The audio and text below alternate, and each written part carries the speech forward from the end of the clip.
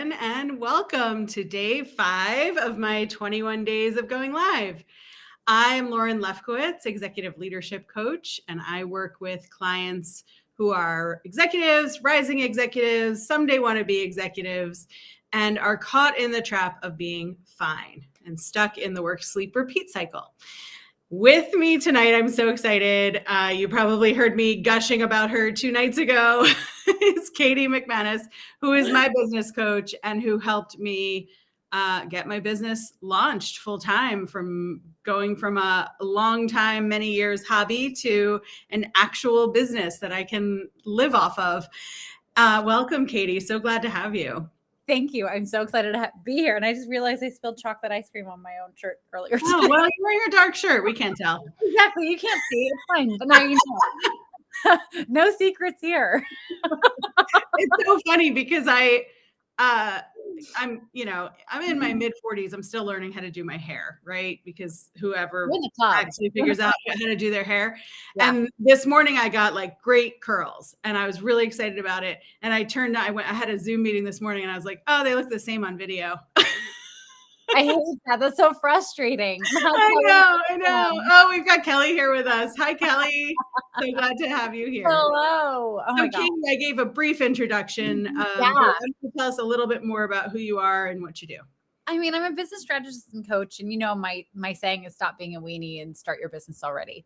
And I work with clients very much like you. I mean, you are my client. And basically, I work with clients in a few different ways. People who are just starting out and they're an expert at what they do, but they don't really know how to turn it into a business yet. And then next level, people who have started the business, gotten some success, but then really hit a wall and don't really know how to grow further.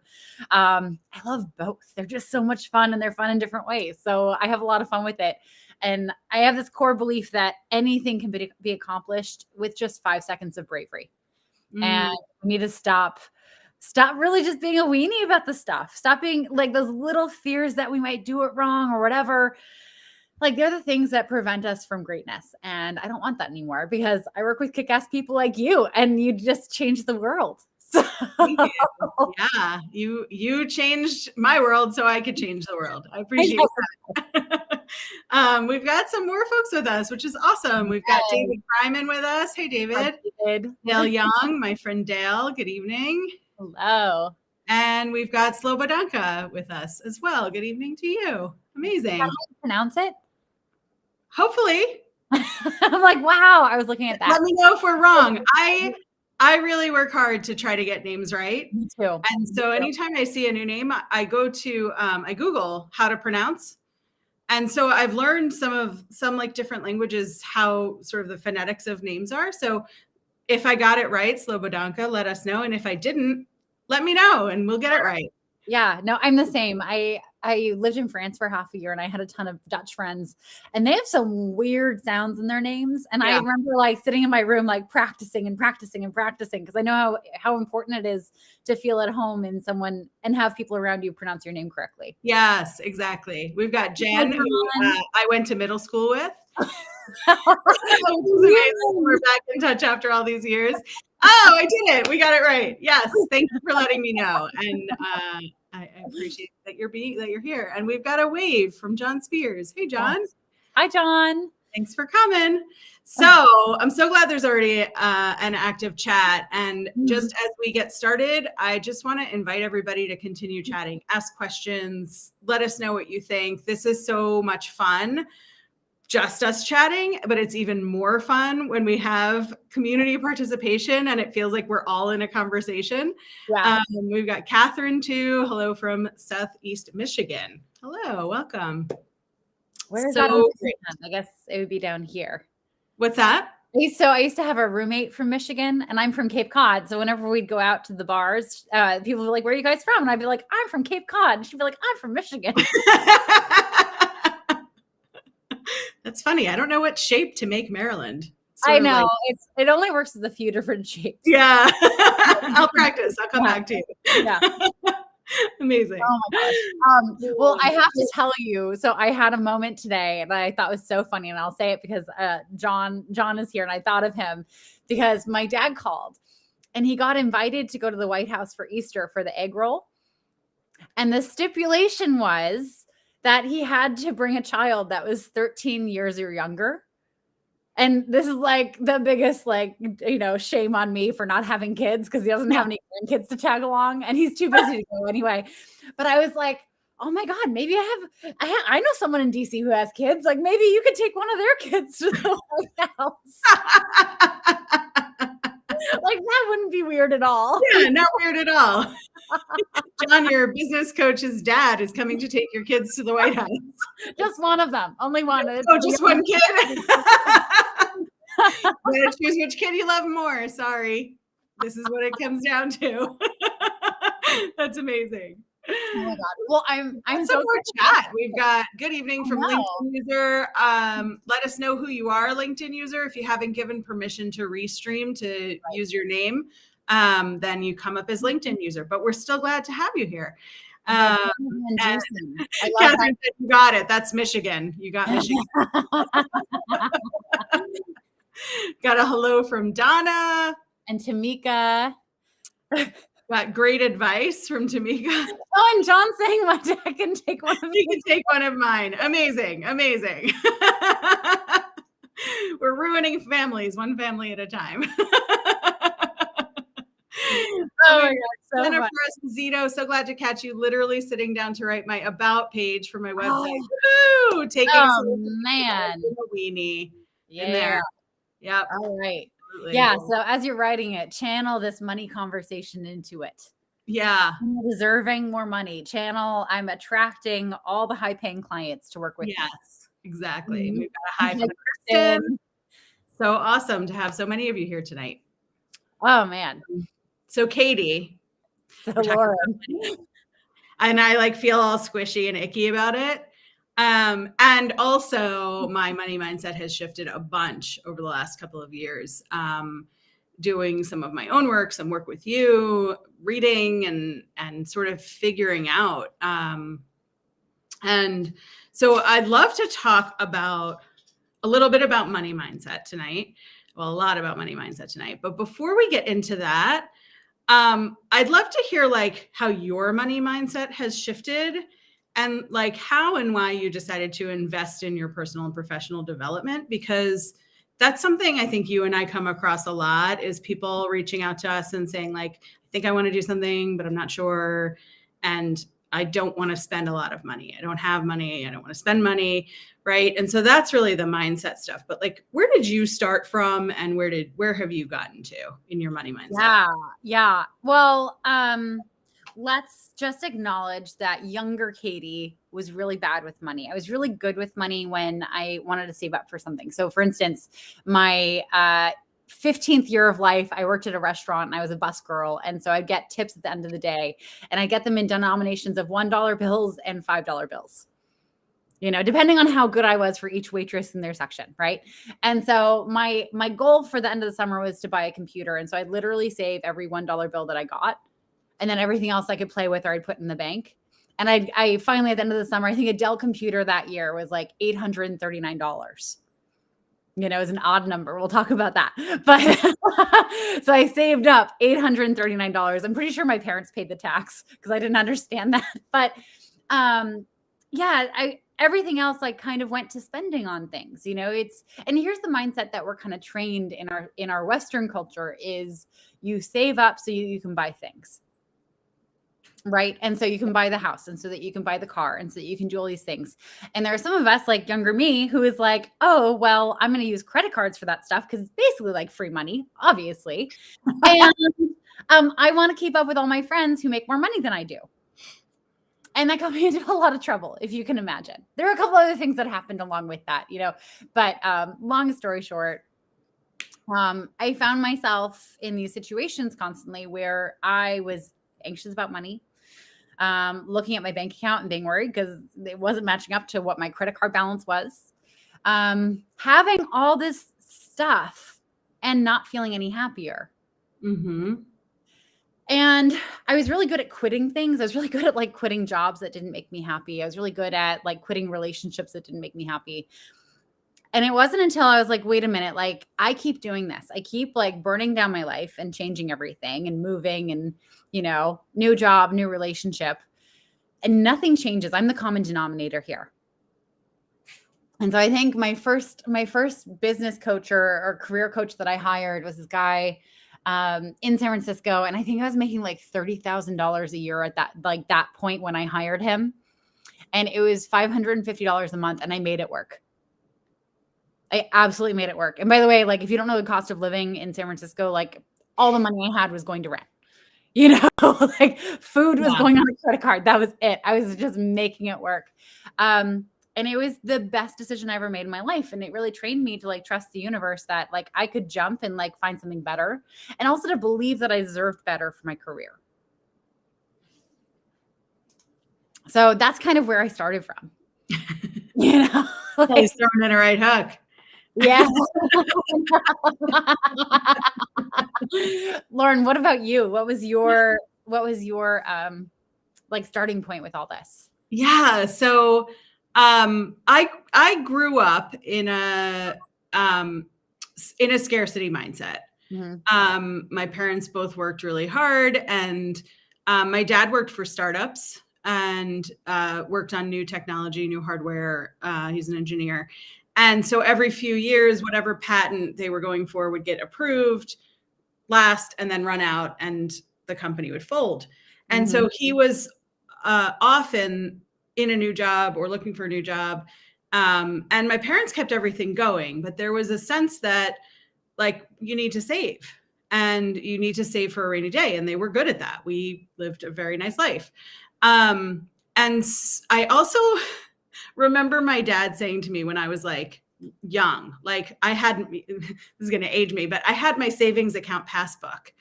And which for those of you who don't know, was a paper, like it looked like a passport, and you would go into the bank, take out or put in money, and they would take your passbook from you and print on the next line what your new balance was. This is before computers were used for before we had these little guys. Right, before the whole computer was in a phone. And I remember when I got my first checking account, my dad, I think I was maybe 15 or 16. My dad said to me, never bounce a check. And for whatever reason, that stuck in my head as you will absolutely ruin your financial life if you ever make a mistake with your bank account. Mm-hmm. Slowodongas. It still has one. That's amazing. So I was always afraid to spend. I was always afraid to not have money in my savings account. I was always afraid to bounce a check. And I did when I was 22. And I was like, well, that's it. Now I'm never going to have money. now I'm never going to buy a house. My credit's ruined. I had no idea.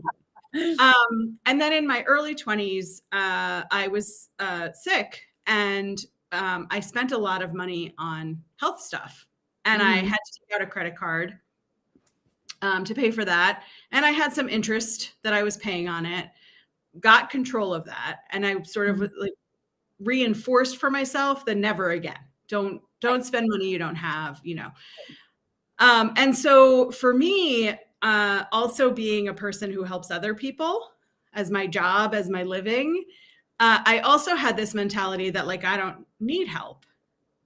I help other people. Yeah. Like, it is a little like ego driven, right? Yeah. But it was more from a place of being scared, of feeling like I can fix everybody else's stuff. If I can't fix my own stuff, and I'm smart enough to fix everybody else's stuff, then maybe I just can't be helped. Right. And like, maybe my stuff can't be fixed. Right. So coming in with those two mentalities, that money mindset and that like, if I can't do it, I'm not good enough, and nobody else is going to be able to fix me. So here I am alone on my island, holding on to my dollar bills. You're screaming down my face, right? Beautiful picture. And then I hit my wall. I hit this professional, personal wall where a lot of you who are here know my story, which is I was working 80 to 100 hours a week, and I was like dying a slow death because it was breaking me. And I didn't know what else to do. And at one point I moved jobs. I was working 60 to 70 hours a week. And then I moved jobs, and I was like, this'll fix it. And then it turned out I brought me with me to the new job. So I did the same thing, except I increased, and then I worked 80 to 100 hours a week. And so I hit this breaking point. At the beginning of the pandemic, I was working way too many hours. I was covering another department. I was working on a construction project because our office was moving, which, was planned before the pandemic, of course. Did they give you a hard hat? That's my question. Did you have a hard hat? I never got a hard hat. I'm still bitter about it. Wow. I know. Okay. And the pandemic started, and everybody turned to me and they were like, what do we do? And I was like, I don't effing know. I can't do any more things. Yeah. And I started joining some communities and met other coaches. And by the way, all this time, I'd been coaching, consulting, training on the side in my spare time. And I met a bunch of other coaches who were smart, capable people who said, like, of course I have a coach. Yeah. And I was like, really? Tell me more about that. And I realized that there are coaches who are smarter than me, and coaches who are more clever than me, and coaches who know aspects of things I don't know. Right. And I realized that I had to figure out my money stuff in order to allow myself to hire a coach. Right. I also realized I didn't have to figure out everything, right? You and I have talked about, like, when you think about joining a gym or getting a trainer, you're like, all right, I'm going to get in shape first. I'm going to go to the gym 5 days a week first, get myself in shape, lose X number of pounds, and then I'm going to hire a trainer, and I'll come in showing them I can already do stuff. Right. That's not what trainers are for. No. And it also doesn't work that way. Like, if you were able to do that, then you wouldn't need the gym and you wouldn't need the trainer. Like, you'd already be set. Right. If you already knew all the things to do and you could hold yourself accountable and actually see them through, amazing. You don't need the gym and you don't need a trainer. You're just fine. Yeah. And so I actually didn't even start out in talking to coaches thinking about getting a coach. I talked to an acquaintance who's now a very good friend who is a coach. And in the interest of, like, oh, can I add another certification to my bucket and become a more attractive employee? And in the middle of our conversation, I realized I don't know how I'm going to have, hey, Chris, welcome. Glad to have you. In the middle of our conversation, I realized, like, there's no way I can fit in becoming a coach. Like, I'm in a very messy personal situation, and I don't know how to escape from working all these hours and trying to please everybody all the time and, like, continuing to not be happy. And so in the middle of that conversation, I said to her, could you be my coach? I had no idea how much coaching cost. But I had hit my point. I had hit my point where I realized I just couldn't do everything by myself anymore. And I needed support. I needed someone who could look at me a different way with me. Right. Yeah. So, well, I love that we're coming at from, like, two different ends of the spectrum. Like, you were like, never bounce a check. And I'm like, my roommate from Michigan and I were like, we will be paying off margaritas 4 years later rather than admit that we can't afford to hang with the crowd that we want to hang with. Right. Completely different. Yeah. And yet here we are. We both invested in ourselves, and look at us now. Yeah. Last year I had you as a coach. I had a coach through a certification program. I had the certification program. Yeah. I got myself a therapist. I was like, I'm doing all the work now. Right. And I've been a good coach this whole time. Now I'm like, I'm really good at it because I got out of my own stuff. Right. And I don't hit these walls where I'm like, ooh, I don't really want to delve into this with this person because it's my stuff too. And now I know how to do that in a different way. Yeah. But I'd love to talk about the part where we talk to clients and they're like, I don't have the money. Yeah.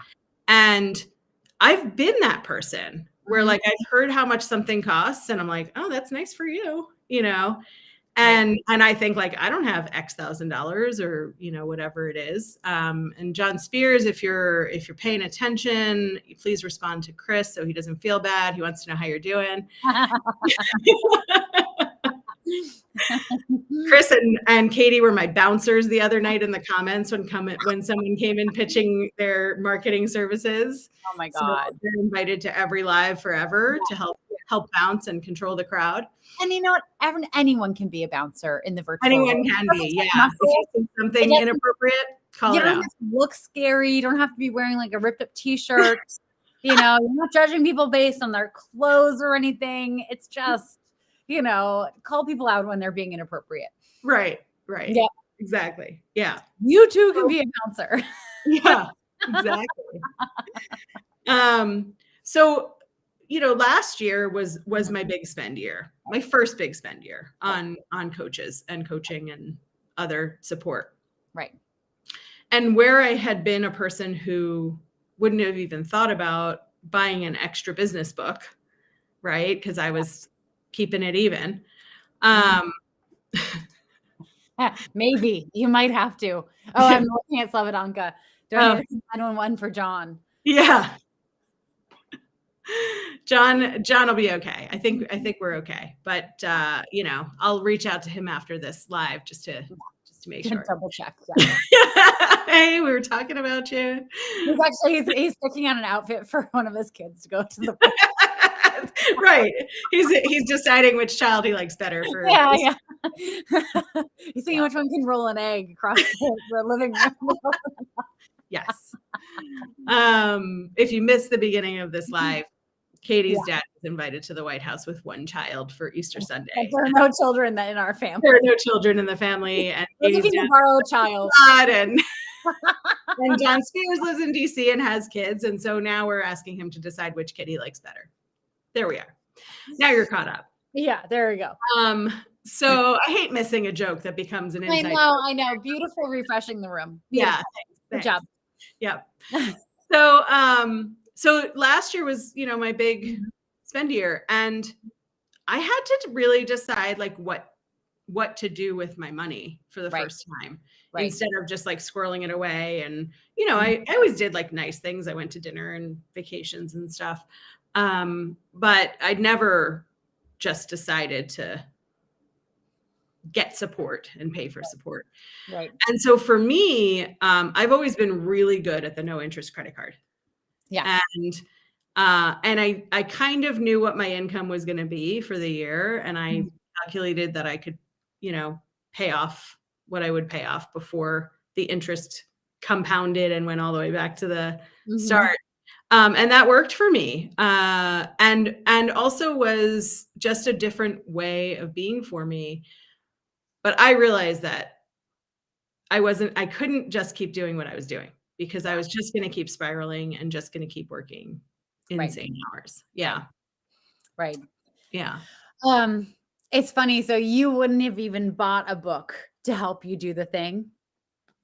Well, I wouldn't have bought a book because I have a philosophy on books. I love books. I love reading. Yeah. But if you're going to buy a book and then you're not going to do the thing that the book says, you're going to feel worse about yourself. Right? Okay. So I just read Atomic Habits, which I loved. And if I had read Atomic Habits 2 years ago, I would have just felt bad that I can't build habits, because I wouldn't have done any of the work in it. And now I read it and I'm in a different place, and I've done some of the things. I haven't used it to its full potential, but I also like talk about it and think about it, and so I went through a period where I read some business books and some growth and development books, and then I didn't do the stuff, and I was like, I wish I didn't even read the book. It made me feel bad about myself. It's so funny you say that like that's everyone. It's not me. That's not how I buy books. I buy books because I want the option to be able to either read or do the thing. I'm a firm believer that buying books and reading books are two separate hobbies. I'm really good at both in different ways. Oh, that's interesting. But like I buy books on, like I bought a whole book on houseplants, on running marathons. I don't even want to run a marathon. I just wanted to read a marathon to like see how people train for marathons. Never going to feel guilty about not running a marathon after reading actually 2 books on it. Wow. Yeah. But it's like, I also buy online courses. And this is kind of my point that I'll make later, is that like, if I see an online course and I'm like, I want the option to have that information, I'll buy it. No thought, no second thought. Because I want to at least know that I have that in my bank of knowledge that I can access later. Yeah. And this is kind of where I see a lot of people who are like me in their spending habits or in their former spending habits, where they have a really hard time investing in a coach because they've bought a shit ton of books and they've bought as many online courses as they could possibly find on how to change their life in a certain way. And they've never seen any of it through. Because how often does a book actually change your life and change how you live your life? You spent $13.95 on it. It's not going to do that. Right. And then an online course, like there's no accountability built in. Honestly, most of the time the videos are way too long and don't get to the point fast enough. So you get bored and you print up all the PDF documents that they have. And then you're just like, oh, they just sit around your house for like years. And you feel guilty about it. That's the part that you do feel guilty about.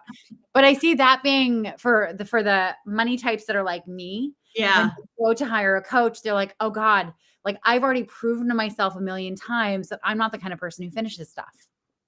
I'm not the kind of person who sees things through because I did all this. I spent all this money on these things and I never saw them through. Let me just go back and see if I can finish the online course. Let me just go back and see if I can finish the book. And then they can't. And then it just reaffirms this whole story they have about themselves being bad at finishing.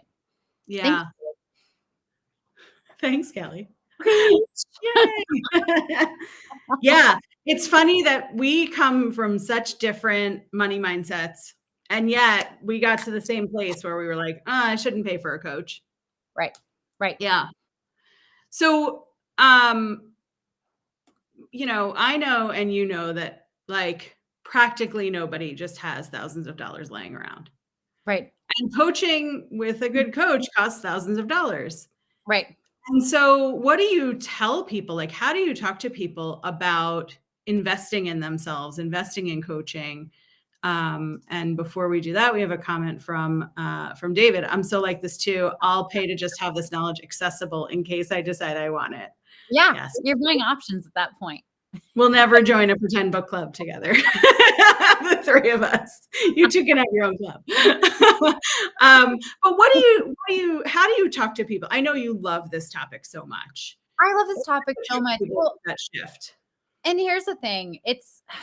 We talk about investing in ourselves and it's such a high level kind of airy fairy idea. It's not like we have like a little piggy bank next to our heart and we're like shoving dollars inside, right? I mean, maybe you do. Maybe you had that surgery. Interesting. I don't really want to see it, but cool. It's so much more about, do you like the life you have?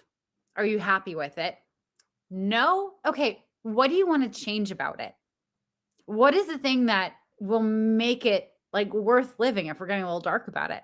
And can you get there on your own? Have you been able to get there on your own? No? Okay. What has stopped you? Okay. You need accountability. You need someone to show you the way, all this stuff. Cool. If I do that, it just makes sense that you'd want to hire me. Right? It's more about the thing that they want or the thing that they're in pain and they want to get away from than it is about, I'm just going to invest in myself. Yeah. It's, I always say to my clients, and I know I've said this to you so many times, people only spend money on 3 things. And it's getting laid, getting paid, and living longer. Fair. Right? Yeah. We invest in college educations because we've made up this story that you're more likely to find a viable mate getting laid. If you're college educated, you're going to attract another college educated partner. And then you're going to get paid more because you have that college education. And you're both going to get paid more. So you're going to be like, double income, maybe kids, maybe no kids, who knows? And then because you're making more money, you have a partner and you love each other and you're going to take care of each other. And hopefully you're like cared about and respected in your society. You're going to live longer because if you trip and fall in the woods and break your leg, someone's going to make sure that you get out and get medical attention. Right? If you get sick, people are going to bring you some soup. We attribute all that to a college education, and a college education is essentially you investing in yourself. Right. And there's just been this huge case, throughout history that a college education is that formative way of investing in yourself. Yeah. And we also learn that like, then you graduate from college and you go do stuff, you work really hard so you Right. can have stuff so you can later be happy. Right. So you can Right. retire when you're old and then go travel with your walker and your Right. friends that like also can't do anything, and then you go to sleep at 6 p.m. and you miss most of the stuff. Right. So you do, and then you have, and then you do, and then you have, and then you do, and you're climbing this mountain of like more things to do and more things to have so that someday you can be happy. Yeah, right. How's that work? It doesn't work. I mean, it works. It's, if you want to be happy when you're 74 for the first time, awesome. Right. Good for you. That's the life I was living. That's how I was doing stuff. I was working and working on the side and working more so I could prove myself, so I could make more money, so that later I could have stuff. And then I like woke up one morning and I was like, I'm in my 40s. I don't want this to be it. I don't want to just keep doing this. Yeah. And that's a lot of the people I run into in Yeah. like on LinkedIn and just out in the world are people who get to the middle of stuff, and middle could be 30s, 40s, 50s, 60s, whatever. And they're like, yeah, I don't want this. Yes, Dale. Thank you. Dale and I talk about fine all the time. Happy later. If you haven't heard Lauren, it is a trap. Yes, it is a trap. Mm-hmm. Yeah, it's a trap because we keep doing stuff and we convince ourselves it's fine to do it. Right. And Right. I don't really want to do this, but it's fine because I'm making money, but it's fine because I'm going to get my bonus, but it's fine because I like my coworkers, but it's fine because what else am I going to do? I'm not qualified for anything else, which is total lie. You're qualified for other things. Whatever you're doing right now, you're qualified. And so we stay and we just keep like doing so we can have and doing so we can have. And my philosophy is like, let's figure out who you want to be. Right. And what you want being to look like. Yeah. Well, I love that we're going this direction because like, think about it. Our whole lives, we're kind of like raised watching like other people's parents and people on TV. And like, they're the kind of person who goes fishing on the weekend, or they're the kind of person who drives a fancy car. They're the kind of person who has like a high powered job. Right. And so we think, oh, well, if we want to be that kind of person, we either have to have those activities, buttoned in, we have to have the fancy car, we have to have that high powered job. Mm-hmm. But we forget, like, we don't separate the person or the qualities. Like maybe the person who has a really high powered job is also just a really caring and tuned in person. Mm-hmm. We're like, oh, cool. I want to be a really caring and tuned in person who takes care of everyone. This person, this iteration of this person just happens to have a high powered job. And that's not actually going to be our way in. Right. Yeah. So we have to decide what we want our whole lives to look like. Right. It's not just about like keeping on doing stuff because that's what you know how to do. So just keep doing it. If you're waking up every morning and the first like sound out of your mouth is like, that's not how you want to be. And if you go to work every day and you're like, how many minutes until 5 or 6 or 7 p.m. and do I have to take my laptop home tonight? And am I going to be, watching the game while my kids are playing around me while I'm on my laptop finishing up that day's work? For some people, that's what they thrive on and they love it. And I loved it for a long time until I didn't. And then I really didn't like it. But that's when coaching can be so impactful. To really be able to step back and look at yourself objectively, and get asked all kinds of questions that you don't know how to ask yourself. Yeah. And kind of like get called out on it. Yeah. Right. Like there have been times when you and I have been talking and I've said like, I don't want to do that. And you're like, okay, you don't have to. Those are my favorite conversations. It's the way to be a bigger business owner. Mm-hmm. Yep. And you're really kind about it, but like, my brain is like, that feels different. It's not going to work. Don't do it. Yeah. And I remember recently texting you after one of our sessions and saying like, I'm sorry I argued with you the whole time. What you're saying is right. And I'm going to just reflect and reassess. And now I'm doing things that you told me were going to be good for me to do. Like I'm sitting in a corner and I'm thinking about what I've done. Yeah. Yeah. It's like, you never have to punish me. I will take care of that myself.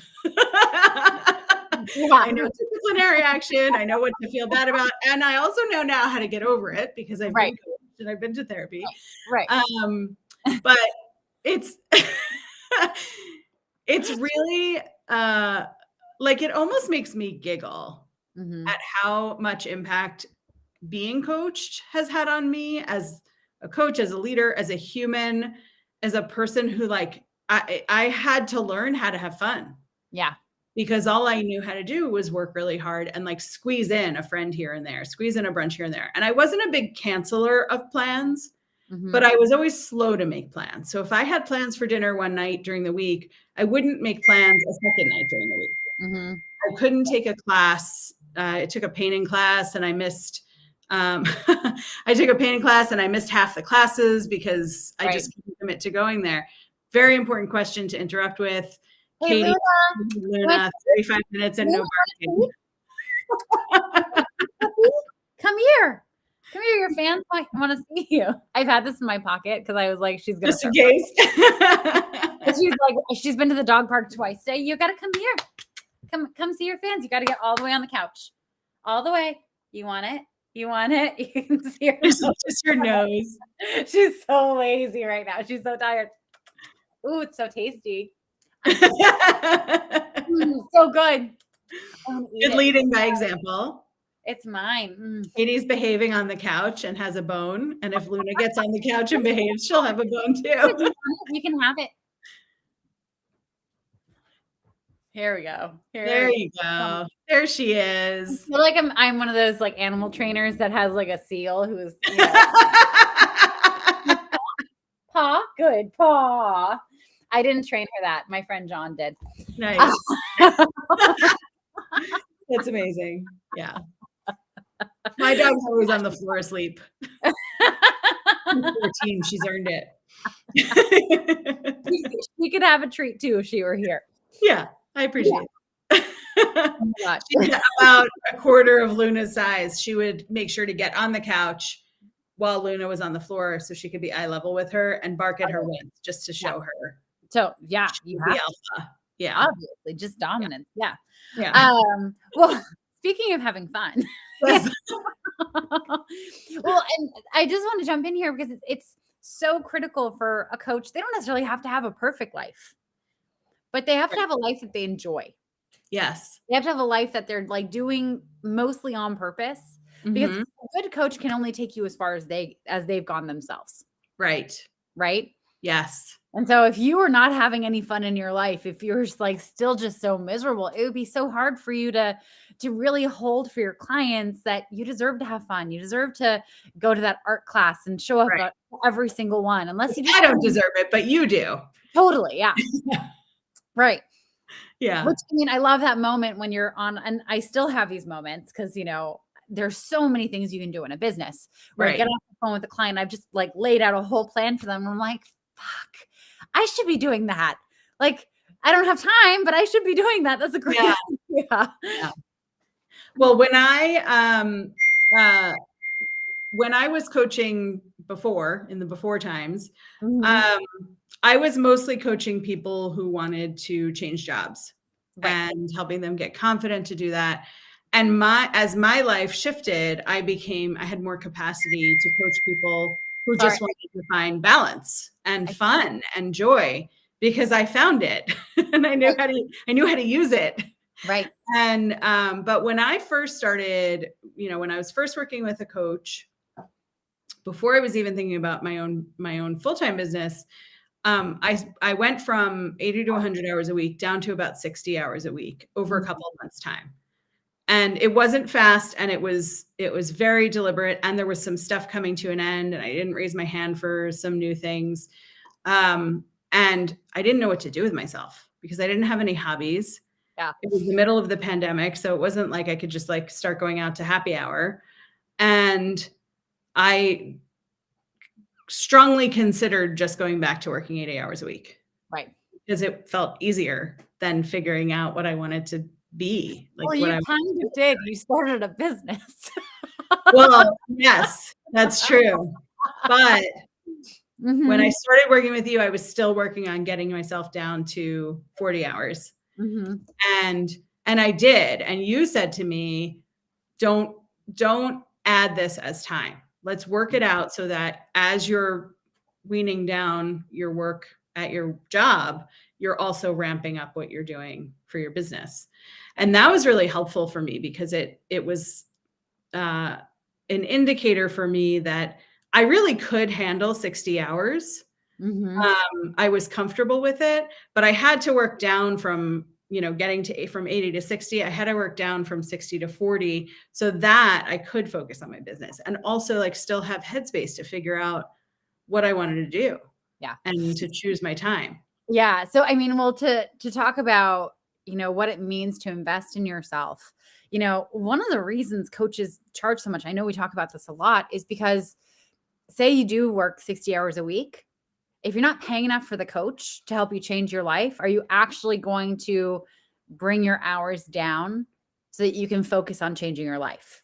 Probably not. You don't have enough skin in the game, Mm, right? There's like this I mean, I've bought things that I'm like, as I'm paying for it, I'm like, they're not charging enough. I'm not going to see this through.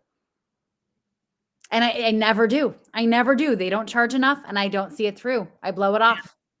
yeah. I'm the worst client for those. But like if they only charge me like $5,000 more, I'd be the best client. They'd get the best testimonial from me. Yeah. Yeah.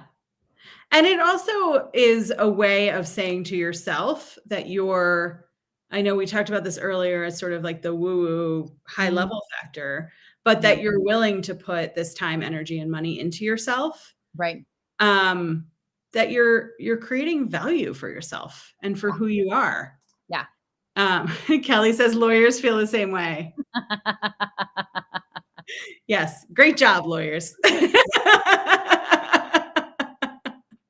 Yep. Yeah, yeah.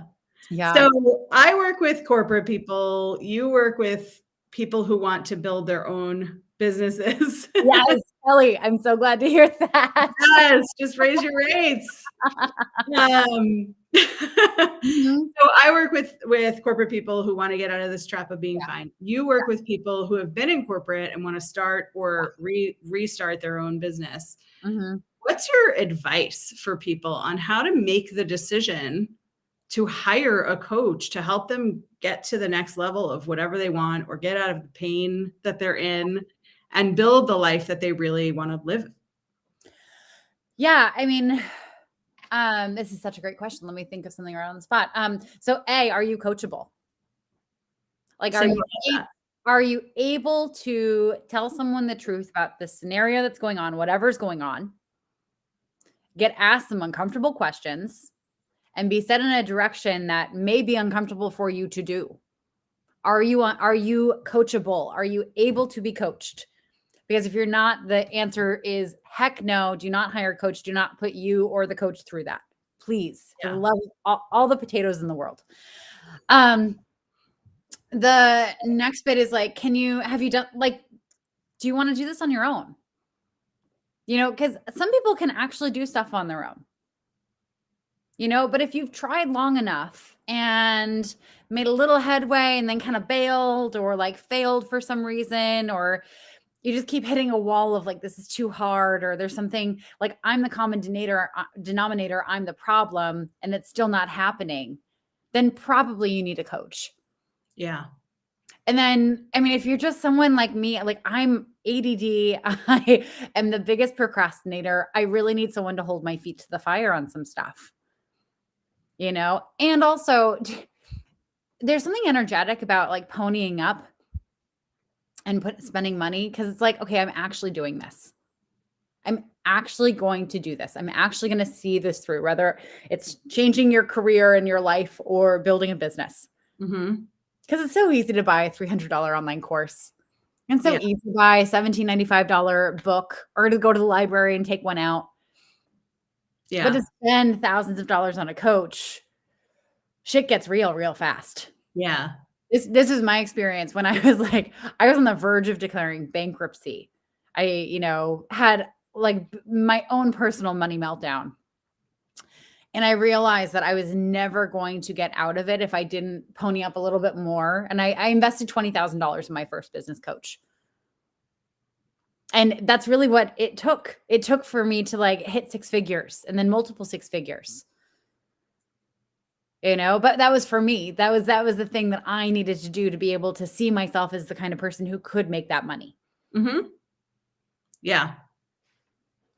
Yeah. I love that you have thoughts about like what you need to spend in order to take something seriously. And you have like sort of a threshold for that. Yeah. I think I love, I don't know if you know Andy Foote, he's on LinkedIn, super active. Yeah, I recognize the name. Yeah. And his headline is something like reassuringly expensive.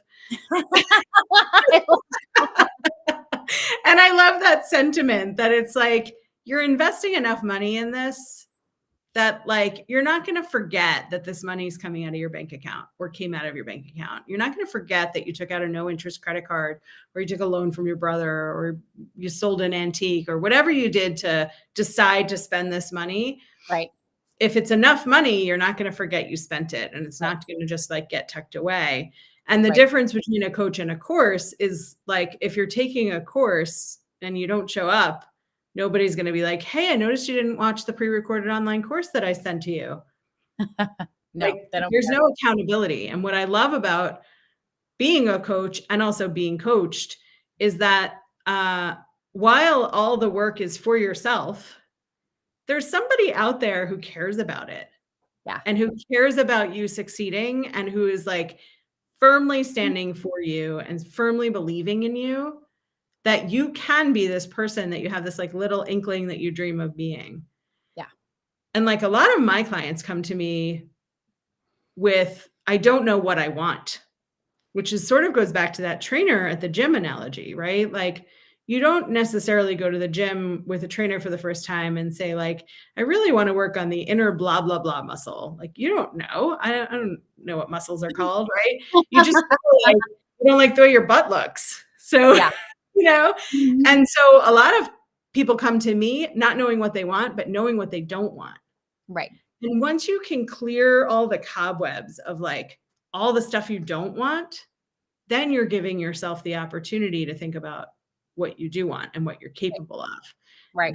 And how to be with yourself in a different way. Yeah.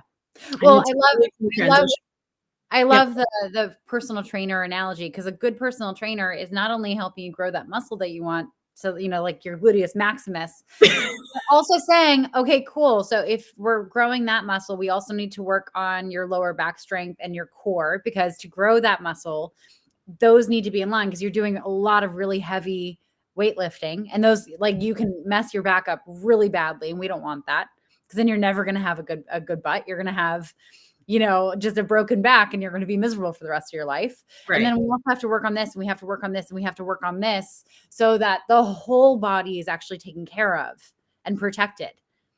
It's a coach and a personal trainer, a good one, will say, yes, I want that for you. And also, let's keep the bigger picture in mind. Right.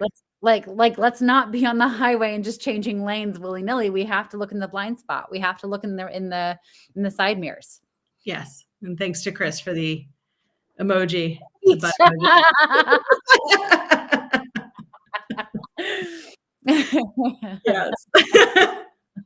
So as we're starting to wrap up, I'd love to hear from you, like, I'm not really sure how to word this question.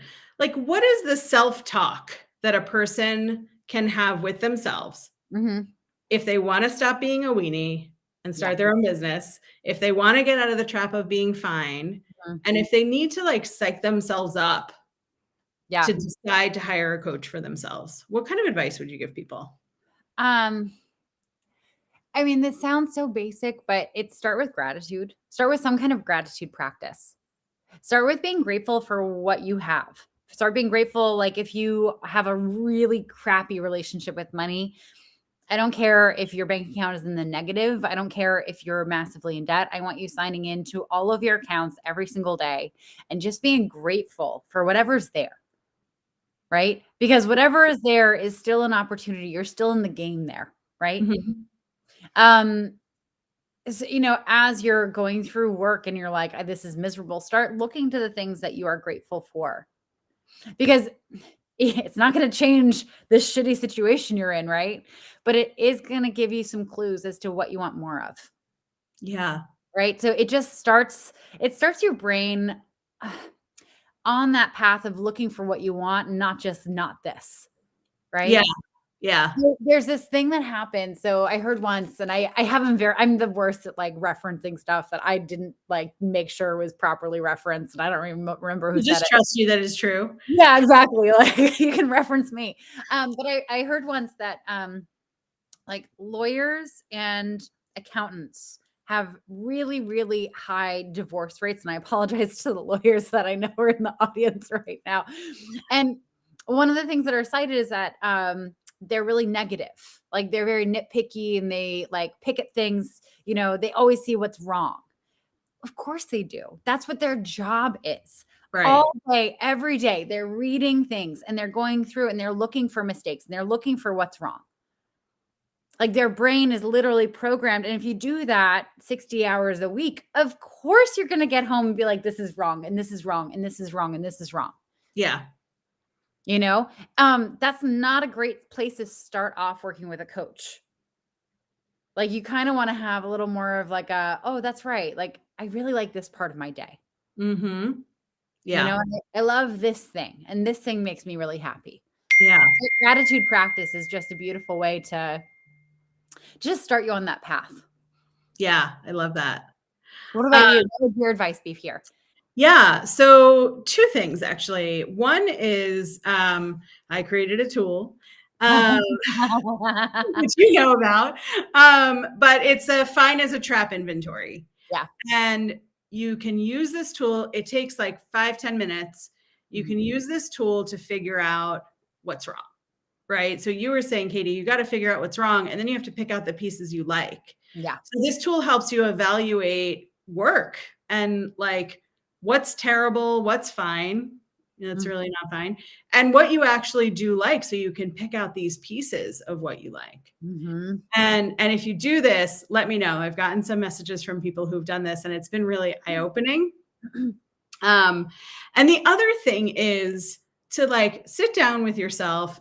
I always say set a timer if you're going to do like a writing thing, or you can also like do a voice record and talk to yourself and talk to like, if everything worked out and you got to the place you wanted to get to, what would you be telling me your day is like in a year? Right? Like, how would you describe your day? And if you can get all the noise out and figure out, do the inventory and figure out like what it is you actually don't want, what it is you actually want.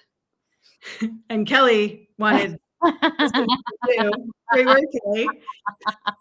You must have taken a different inventory. We've got a laugh from Danielle. I'm not a relationship coach. But, once you can get the noise out and figure out like what you do like, if you can then dream, if you were just doing the stuff you really enjoyed, what does a year from now look like? What kind of freedom do you have? What does that feel like? How does your like height of your shoulders change? I always thought about that because I used to sit like this. That was my way. And I notice now that my shoulders sit all the way down, which is really nice. I know, it's like your neck got longer or something. Yeah, exactly. I can wear hanging earrings now. Yeah. And so, it's really take the opportunity, is my advice, to really think about what you don't want and what even if it's just a little inkling of what you do want. Mm-hmm. And that's the time to reach out to a coach so you can really explore what's next and get some help getting it, and not be just sort of sitting in your house late at night, falling asleep while you're leaning on your laptop, sort of imagining that like someday you'll retire and then you'll have fun, because it's fun to have fun now. Your life should be awesome now. You shouldn't. And I don't like to use shoulds and shouldn'ts, but I do feel really strongly about this one. You deserve to have a happy, fun, joyful, impactful life and career. Yeah. And if you are going to work every day and filling your entire day with fine or less than fine, you are not getting what you deserve.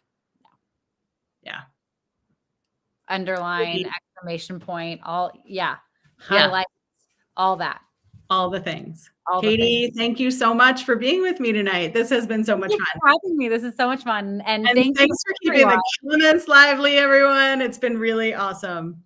Have a great night, everybody. Good night.